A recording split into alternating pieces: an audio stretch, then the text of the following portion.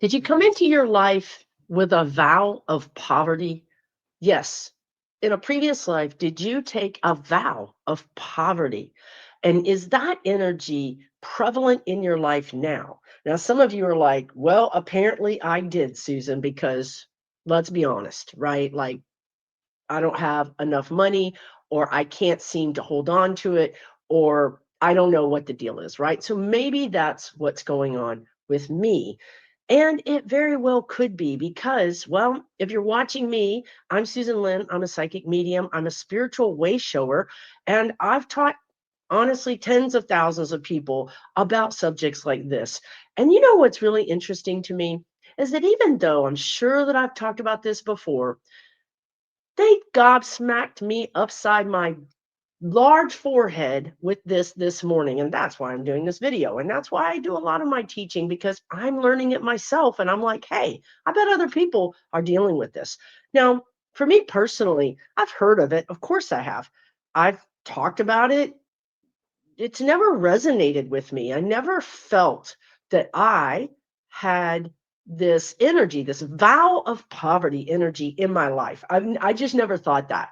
Now, I've never had a ton of money, but my dad was working class. He was a single parent. We grew up very on the edges of poor.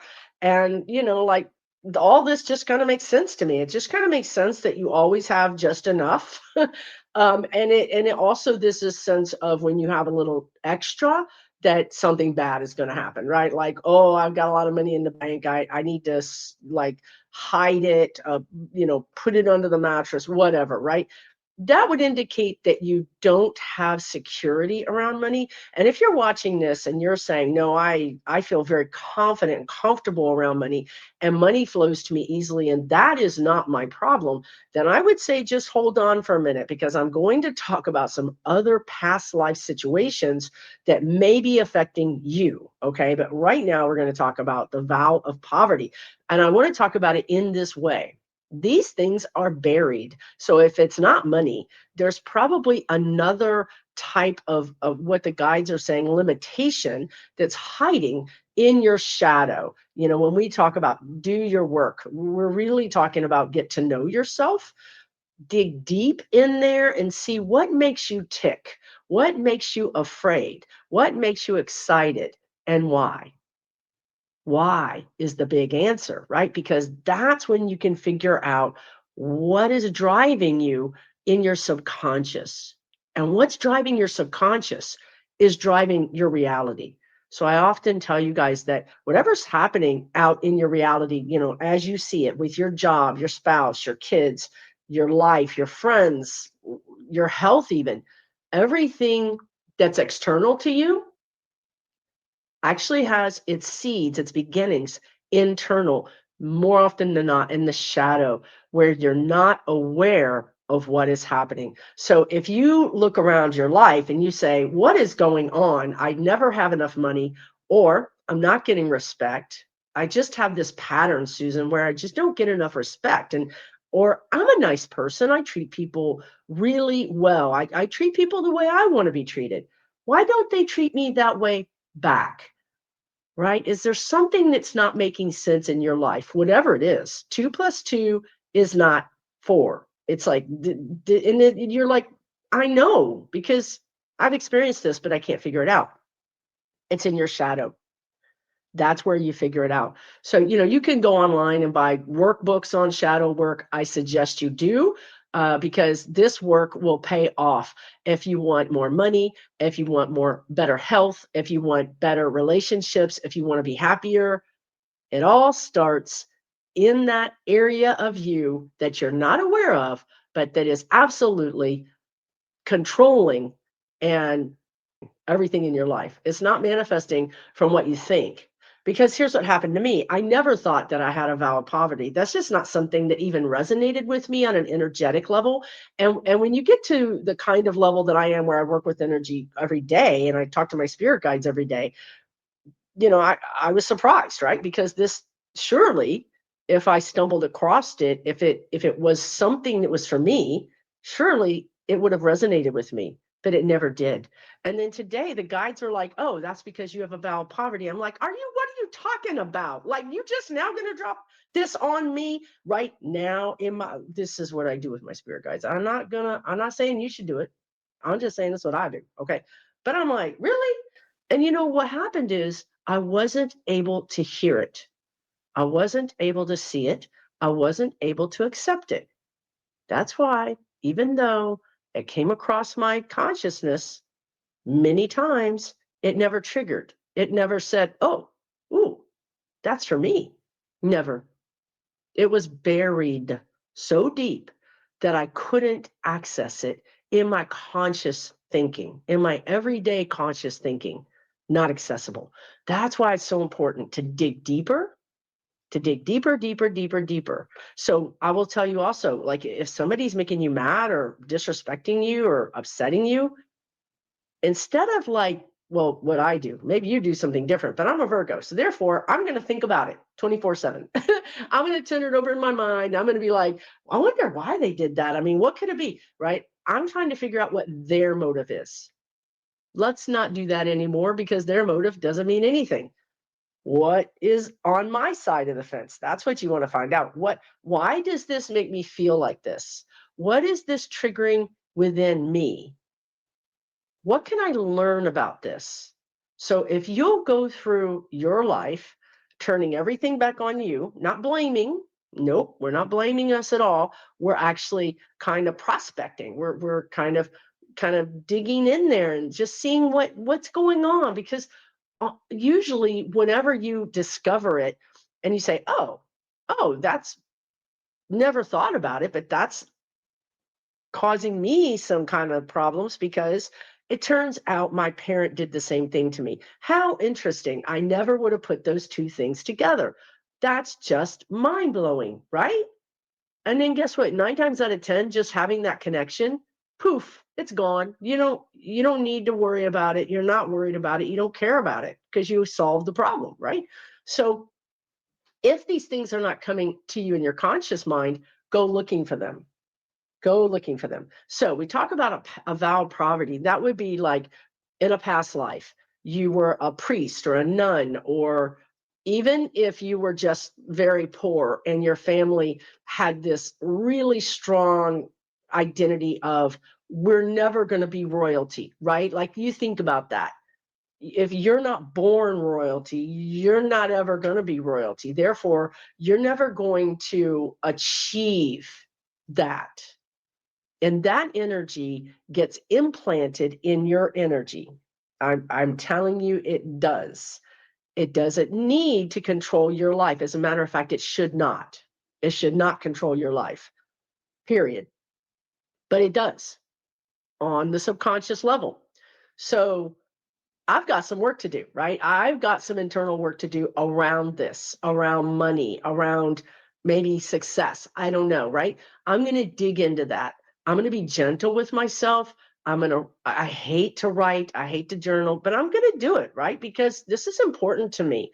This is sort of a gift that was given to me, that this awareness. Now I can be gentle and say, okay, what's the worst possible thing that could happen if I got money? Or a lot of us in the intuitive community also, well, even if you don't think you're intuitive, if you're watching this video, a lot of us that are interested in these topics, we were these types of people in past lives, and that didn't work out so well for us. Maybe we were ostracized, or maybe we were actually hunted down because of our unique gifts, right? Maybe we were burned at the stake, whatever it is. So in this lifetime, you're like, I got to play it cool. I don't want anybody to know about me, or I don't want to accept my gifts because it's not safe.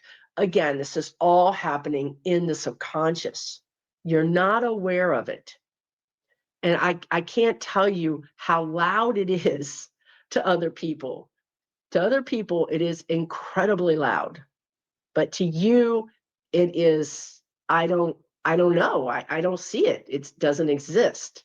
So one thing that I suggested before is you can reach out to people that you trust. Now, these would not be narcissists. These would not be people that you want to love you, that don't show up for you. Let's call it what it is, right? These are the people who show up for you, the people who call you without being asked, the people who come over to help, the people who show up in your life, those are the people that you want to ask these questions of, not the people that say they're going to call, they don't call, or say they're going to help and they don't help. That's something you're seeking from them. They're not giving it to you. Okay, so that those are actually not people that are on your side. I hate to tell you. You want them to be, you want them to have that role or to love you in that way. They're showing you that they're not your people. Find people that you can trust and then ask them, what's interesting about me? What do you think I don't know about myself? Oh, let me tell you, you'll be surprised. And that will be something that you can take back to your private moments and say, how interesting, right? I never saw that about myself. I can't, like, literally, I'm telling you, sometimes you cannot see it. It's like you're blind to it. So then what we need to do is start being able to see it, being able to accept it. So if it's a vow of poverty, we want to get past that vow of poverty. So the first thing, any kind of past life thing, the first thing is I tell myself, this is 2025, 26, 28, whatever it is. This is this year. And this energy does not exist in my life in this incarnation. You cannot, don't underestimate how powerful that is. I always give you guys this example of me and my hands, right? I started developing some pretty painful arthritis in my hands. And I had a knowing that this arthritis was from not this life. It was from the life when I was a monk. Talk about vow of poverty, right? Like, I didn't put it together. I was just focused on the arthritis, right? Interesting. So I was a monk, but in this time frame of being a monk, I was on this craggy island, a male, pretty much by myself, and I was just writing for like sun up to sundown every day, writing, cramping my hand, right? And that arthritis, which in that life became disfiguring, and it took away the thing that I was good at. It took away my identity. It took away my usefulness. Like, I wonder if I was a Virgo in that life too, right? So that was devastating for me. So then when arthritis started flaring up in my hand, I was like, I don't have arthritis. This is not from this timeline. I don't accept it. It's not acceptable. It doesn't exist in this timeline. Let it go. You guys, it went away. It went away. And then I would say every 6 months for the first year, every 6 months or a couple of months, it would come back. And I would say, nope, doesn't exist. This is not the timeline. On occasion, I have to do it again, but it tries to come back. And then I tell it, you're in the wrong timeline. I'm not going to accept you. This is not valid in this timeline. It goes away. Now, what's interesting is that I'm very conscious and aware of that energy, and I can accept it. Because I'm conscious and aware, and because I can accept it, it goes away when I tell it to go away. If you're not conscious and aware of it, it's just running amok. It's running amok in today's energy. Living a life it shouldn't be living because it's not supposed to be here. Okay? So, and this can get really deep, right? Like, because you can run into people that you had a past life experience with. And in the past life experience, they could have betrayed you. And then in this life, you marry them and they betray you again. And people are like, what the heck, Susan? Like, what was this kind of like game they're playing with us? They're not playing a game with us. We're playing a game with ourselves. We're saying our soul wants to learn these lessons. Apparently, my soul wanted to learn more about it, and they're just talking to me right now. In my case, closing it out. Like, I'm closing out a lot of things. I'm not sure I'm coming back to planet Earth. I'm kind of sad about it because I really wanted to see more of nature. Like, I'm a nature freak, and I just don't feel like I've had enough nature in my, I mean, I don't know. Anyway, that's a different story. But I'm closing it out, right? So it's really important So also, when you're closing something out, that's going to be big in your life. It's going to take out way more energy. It's going to come again and again and again. Now, if you're closing something out, it doesn't mean you're not coming back to earth necessarily. It means that it's time for you to close this out. You've had enough lifetimes with this lesson. They really want you to, put the final period at the end of the sentence and move on. So how can you do it? Again, you want to be conscious. If it's something that you're conscious about, state it. I don't accept this in my life. If it's something you're not conscious of, but you're worried, like, so for instance, let's say money, vow of poverty. You're like, I don't know, I don't feel that, but at the same time, the evidence would show that I'm not making enough money, or it's been a struggle, or I have a weird relationship with money, whatever that is.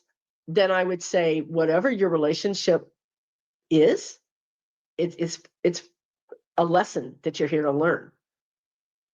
So what you start doing is you start saying, I love money. Money loves me. Money is not evil. Money is helpful. I can have all the money in the world and it wouldn't make me a bad person. See, there's some trigger that happened to you in the past. So you just start saying things until it starts to make you feel uncomfortable, or it makes you feel like, like, I know for me, I've had lifetimes when power was an issue. Either I was the victim of powerful people, or I don't know, but I don't like power. I don't like wielding it, and I don't like people who wield it. So that's something I have to do in this life. I'm having more power right now than ever. And I'm doing it because I'm teaching myself I can trust myself with this power, right? So can you trust yourself with money? Can you trust yourself with success?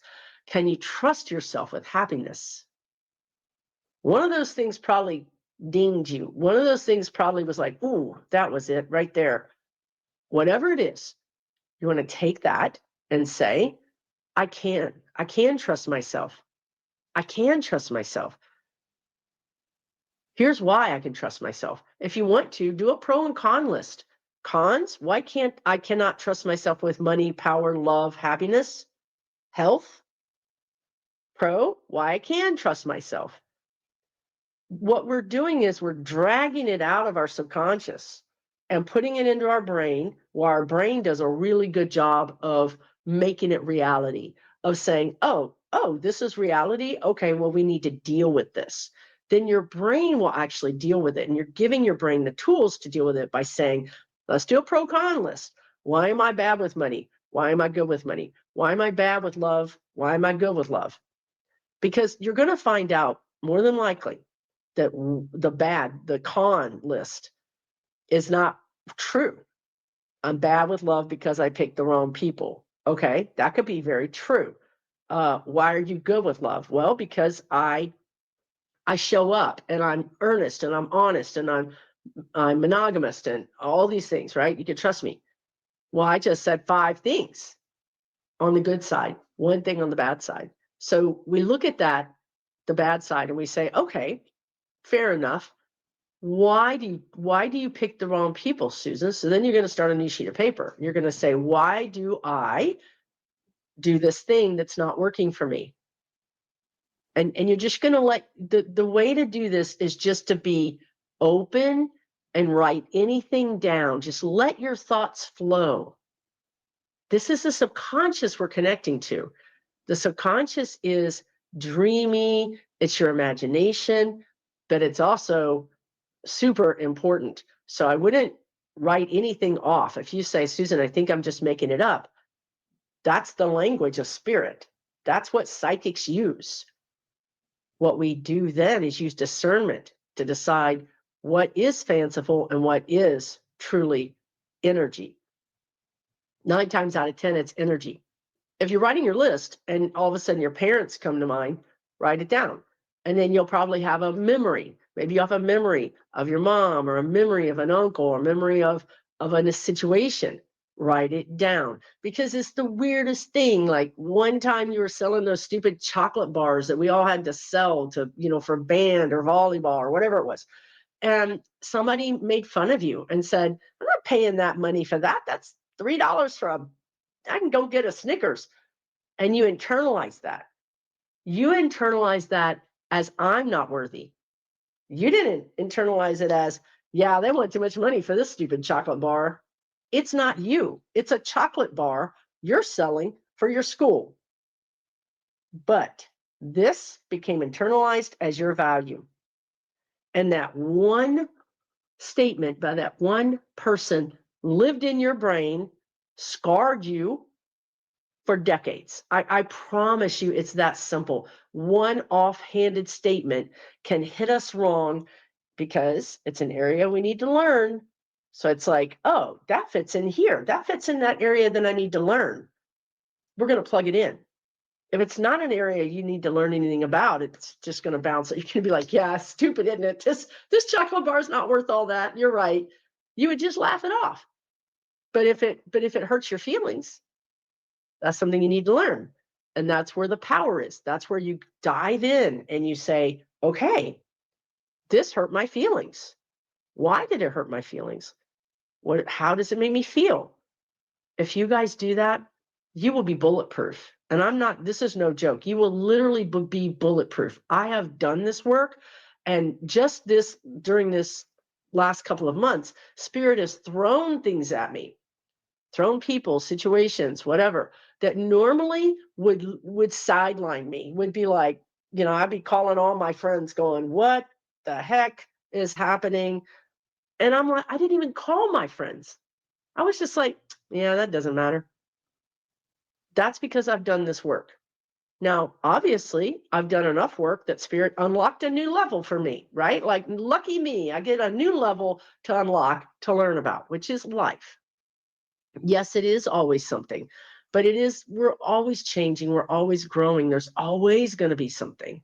And if we change our mindset from, I'm so tired, I'm tired of learning this, I'm tired, I'm tired, I'm tired.